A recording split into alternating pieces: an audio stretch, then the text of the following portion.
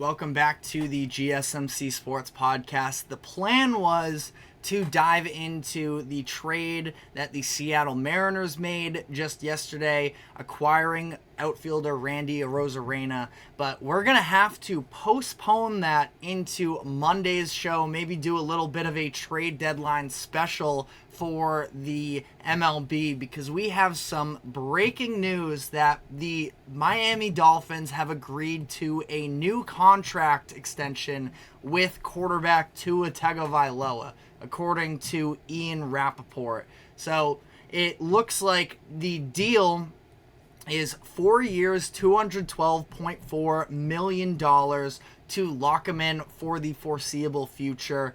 He has $167.1 million guaranteed, which is the most amount of guaranteed money ever in a 4-year deal in history, according to Rappaport. So this is a very interesting development, because it sounded like contract negotiations between the Dolphins and Tua were dying down, that the Dolphins were trying to, about a month ago, I feel like I saw the report that the Dolphins are going to try and give one last deal, and if that doesn't go, then they're going to just continue to play out this season and see where it goes from here. But that is obviously no longer the case, so we're going to do a little bit of math on the air, which is never a great strategy, but it's going to be around $53 million per season in terms of average annual value, so somewhat on par with the other contracts that were handed out this season with Jared Goff and Trevor Lawrence. This number is a little bit shorter, I believe, than what Trevor Lawrence reached. I think he was at $55 million a year, but this is still a very big deal, obviously, for the Dolphins to lock down Tua long term. And as for kind of where I'm at with Tua at this point in his career, I mean, you can't deny the fact that he is a very solid option. Now, I was higher on him coming out of college, and it hasn't really translated the way that I was hoping, and I feel like this could be, this is a deal where I don't think that Tua is ever going to be, a bad player for the Dolphins, and I can 100% understand the idea that if you have somebody that fits the role of what you need, you just pay for it. You don't play that game where I think that the Dolphins are an offensive system under Mike McDaniel that could succeed with a number of different quarterbacks. And I was sort of leaning towards, and again, you're running a gamble of, you already know you have something that works for them. In Tua Tagovailoa, I feel like there are better options out there probably, but the grass is always greener. So, taking that sort of a risk is obviously a risk. And I understand them sort of settling here and just saying, you know what, we feel like we can put an offense around you. Obviously, at some point, Tyreek Hill is going to probably move on from the Dolphins and things are going to look different. But Mike McDaniel has confidence in Tua. He's sort of made that very clear since the very beginning with him, that he was working with Tua almost on the daily to try and reinstill confidence, that while Tua was struggling with that for, a good amount of time there, coming out of the whole Brian Flores situation where he seemed to be anti-Tua, and instead Mike McDaniel came in and sort of resurrected that entire experiment, and it has worked I would say that it worked. They made the playoffs last year, but like Shots Below the Belt says, the Dolphins' biggest enemy during the NFL season is the weather in January and December. When it gets colder, no doubt, this is a Miami team, and Tua, to some degree, after spending his college career in Alabama, we haven't really seen him be able to play through the elements, and that's maybe a little bit of an unfair critique, but it is something that, until he proves it otherwise, that's going to be a knock against him. And for me, the weather is one thing. I also just feel like we haven't really seen him step up in a big moment since college. And even in one of the biggest moments, and this is probably super unfair, so I apologize ahead of time, but you go back to his time in college, sort of the guy who stepped up in the biggest moment while he was having his year was Jalen Hurts. After Tua got hurt and Hurts was able to take over and lead the way for Bama. So, again, that's probably an unfair thing of me to say, but I do still feel like, I just never have faith in him, really, when the game is on the line for him to put together a drive at this point. There are all kinds of offensive weapons around him, and I personally, I'm not saying I don't have the stats in front of me or anything, but gut feeling, I'm never really with him in terms of, thinking that he's going to be able to pull off the comeback. I watched Will Levis outduel him in a primetime game on Monday Night Football earlier this year, where Levis put together, the 14-point comeback in, the fourth quarter against Tua. And granted, Tyreek Hill was dealing with injuries during that game as well, so he wasn't, fully available for them. But, I like Tua. I don't love Tua. And this is a lot of money to invest into him. But at the same time, it is the asking price for quarterbacks at this point. And as much as I feel like it is an offense that could succeed with a lot of other guys, there's still no guarantee there. You look at the 49ers situation where you can say a lot of the same things. And maybe this isn't totally fair to Jimmy Garoppolo because he helped go to a Super Bowl with Mike Shanahan, but that was a 49ers team that didn't really fully get off the ground, even though they threw a ton of money at Jimmy Garoppolo there. They moved multiple draft assets to go up and draft Trey Lance third overall in 2021. Injuries, part of both of their struggles, really, but even still, Shanahan was never really bought into either one of them.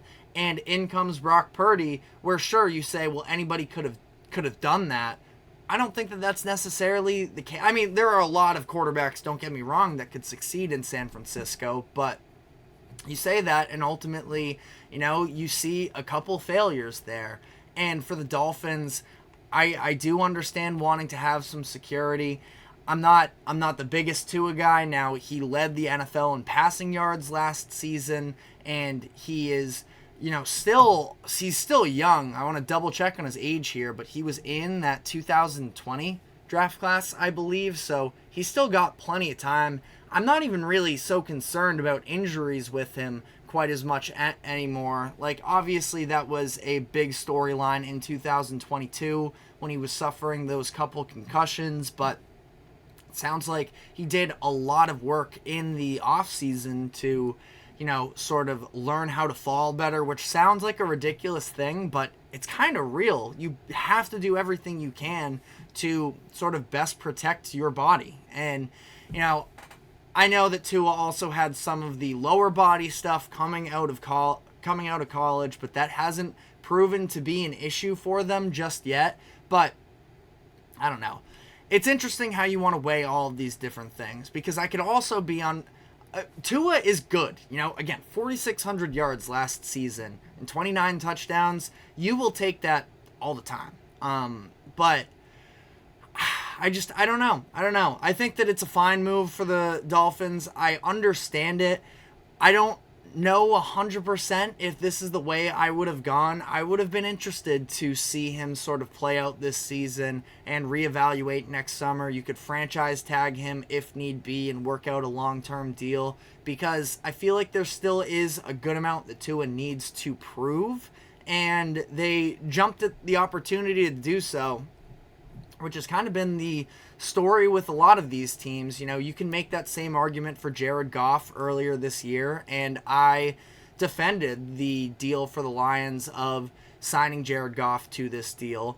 But at the same time, you can look at either one of these situations and say, I think that you had a great year last year. Let's see you do it one more time, and then we'll know if we can re-up with you and give you the bag. And Jared Goff is a little bit of a different situation, I feel like, because it's not like Ben Johnson is a great offensive coordinator there. The Lions have a lot of weapons around him with the running back duo of Montgomery and Gibbs, and receivers and Amon-Ra, and I guess you can throw Jameson Williams in there. But Laporta, obviously, is probably who I should have gone to second in terms of the receiving threats. But I think that, in both of these situations, I think that Goff is probably, they have Super Bowl expectations, and they feel like it's almost a statement to pay Jared Goff. You can also make that argument for the Dolphins, though, as well. So I know I'm contradicting myself a little bit throughout this segment, and I apologize for it. Still trying to improve my game in terms of reacting to breaking news like this. Shots below the belt says Dolphins to the Super Bowl. No, in my opinion. I think there are a number of teams that are better than them.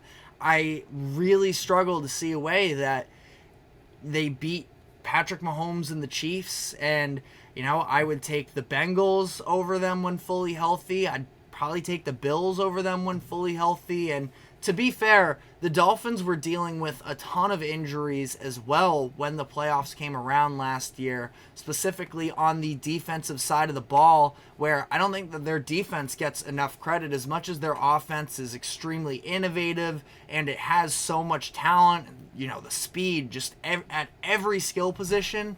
But at the same time, I think that their defense, we saw all of their edge rushers basically go down, and they lost some of them this offseason. I like the addition of Chop Robinson in the first round this year, but, it is what it is. And I'm sorry, Dolphins fans that are out there that are like, who is this guy trashing on my team? I'm not trying to trash. I think there's a lot of talent there. It's just, I'm not sure if Tua is the guy that takes you over the hump in this competitive AFC, where there's just so many good quarterbacks there. And again, I don't really know what the other pivot would have been, that there aren't really any other immediate upgrades there. I would have been interested, though, to play out this year with Tua and see if Dak Prescott ends up hitting the open market and if he's willing to go somewhere else. Now, Schefter has been talking the past couple of days about the idea that he's going to make over $60 million. So, that's an insanely steep price to pay. And if you get Tua on 53 and he gives you what he gave you last season for the most part, you'll take that every time. But I don't know. It's an interesting conversation, and I just feel like I don't really view the Dolphins as, I'm not going to say they have no chance necessarily, but I would genuinely be surprised. If you're going to tell me, if you come from the future to me right now and say the Dolphins win the Super Bowl this year, I would hesitate to believe you. But, even if I were to get there, I would say, how many quarterbacks in the AFC got hurt? But, again, maybe being unfair there. Sorry, Dolphins fans. But that is all the time we have for today. Again, had to push off the baseball segment for today. I'm sure you can check out the Sam Menzie and the GSMC Baseball Podcast that is set to take place 7 minutes from now. So he will keep you up to date with that. We'll be back on Monday with maybe a little bit of a special for the MLB trade deadline, but running out of time here. So that is all the time we have. Thank you very much for tuning into the GSMC Sports Podcast. Thank you to the GSMC Sports Network for allowing us to host this show. Be sure to like, follow, subscribe wherever you keep up with us. Be sure to check us out on social media as well for more exclusive short content. Have yourselves a great weekend, and we will be back on Monday afternoon, 2:00 p.m. Eastern. We will see you then. Take care.